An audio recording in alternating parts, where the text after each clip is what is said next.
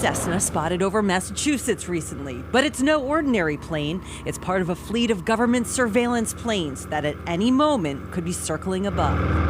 Using a publicly available website, we track the government planes the last 6 months, finding them above Massachusetts several times a week, often flying circular patterns.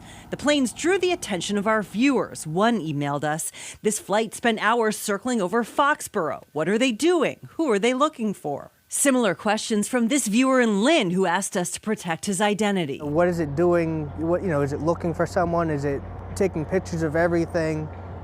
What's going on with it? The often low-flying plane, seen before by Quincy residents in the weeks after the Marathon bombings, made some uneasy. I had the same concerns that everyone else had.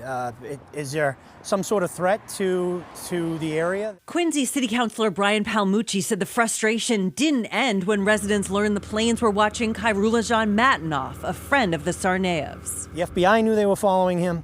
He knew they were following him. But the only people they were keeping in the dark were the residents of the city of Quincy. Last summer, the Associated Press tracked FBI surveillance planes for 1 month above more than 30 cities in 11 states across the country. The planes registered to 13 fake companies. Who the planes are following and the technology they're using, all questions the Boston office of the FBI wouldn't discuss, instead pointing us to a statement from headquarters. It should come as no surprise that the FBI uses planes to follow terrorists, spies, and serious criminals.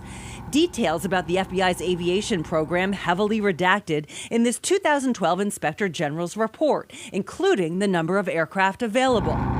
Recently, a rare glimpse of FBI surveillance in action with the release of video of the fatal shooting of one of the armed occupiers at a federal wildlife refuge in Oregon. The FBI also admits it flew over Baltimore protests last year. We should know a lot more about how the FBI is spending our money spying on us. The ACLU's Cade Crockford doesn't oppose aerial surveillance, but is concerned there's not enough oversight of the program, including its use of invasive technology like cell site simulators or stingrays that collect some bulk cell phone data. The FBI says that technology is rarely used from the sky. We know that these flights happen routinely. There's probably one happening right now somewhere in the United States. These flights have a legitimate law enforcement purpose, but if the FBI is going to refuse to confirm that they're conducting the flights, it gives people some imaginations an opportunity to run wild. And the FBI isn't alone. Other federal agencies, including the DEA and U.S. Marshals, have surveillance planes.